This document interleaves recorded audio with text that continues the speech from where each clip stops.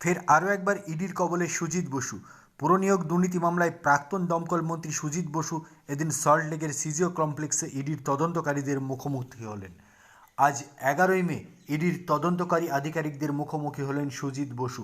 ইডির দাবি, দক্ষিণ দমদম ও হালিশহর বিভিন্ন পুরসভায় নিয়োগের ক্ষেত্রে সুজিত বসুর হাত ধরে ব্যাপক কারচুপি হয়েছে। সুজিত বসু দীর্ঘ সময় দক্ষিণ দমদম পুরসভার সঙ্গে যুক্ত ছিলেন, তাই সেই সময়ের নিয়োগ প্রক্রিয়ায় তার যথেষ্ট ভূমিকা ছিল বলে দাবি ইডির। অযোগ্য প্রার্থীদের টাকার বিনিময়ে চাকরি দিয়েছিলেন সুজিত এবং তার অনুগামীরা।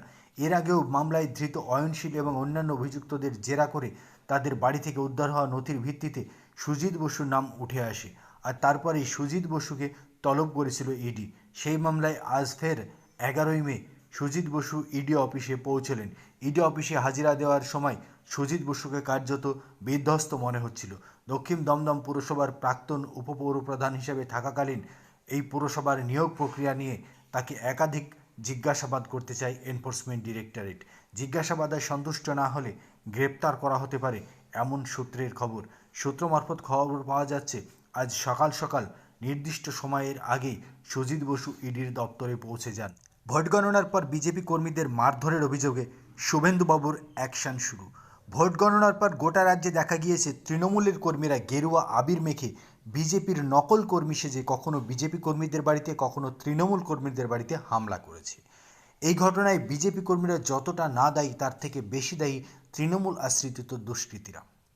এবার দক্ষিণ দিনাজপুরের গঙ্গারামপুর থানার বেলপাহাড়ি গ্রাম পঞ্চায়েতের মহারাজপুর বসাকপাড়ায় এই ভয়ঙ্কর ঘটনা ঘটেছে।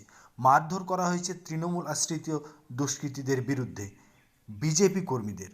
এই ঘটনায় বিজেপি কর্মীদের মারধর করার জন্য তৃণমূল আশ্রিত দুষ্কৃতীদের বিরুদ্ধে থানায় অভিযোগ দায়ের করা হয়, আর সঙ্গে সঙ্গেই থানার পুলিশ 4জনকে গ্রেপ্তার করে।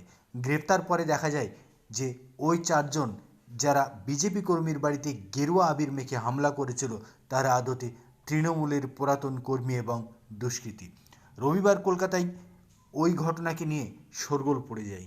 বসাকবাড়ির দক্ষিণ দিনাজপুরের বসাকবাড়ির মারধরের ফলেই এক বিজেপি কর্মী মৃতও হয়, এমনকি ওই বাড়ির আরেক সদস্য আহত হয়েছে এবং বর্তমানে কলকাতায় ভর্তি রয়েছেন।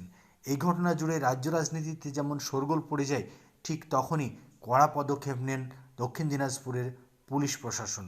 সঙ্গে সঙ্গে 4 তৃণমূলীকে গ্রেপ্তার করা হয়, যারা নকল বিজেপি সেজে কখনো বিজেপি কর্মীর বাড়িতে, কখনো তৃণমূল কর্মীদের বাড়িতে হামলা চালাচ্ছিলেন। মুখ্যমন্ত্রী শুভেন্দু শপথ নেওয়ার পরপরই কড়া হাতে রাজ্য পুলিশ প্রশাসনকে এই ঘটনার দমন করার নির্দেশ দেন, আর আজ দমন করার নির্দেশ পাওয়ার সঙ্গে সঙ্গেই 4জনকে গ্রেপ্তার করল দক্ষিণ দিনাজপুর জেলা পুলিশ প্রশাসন।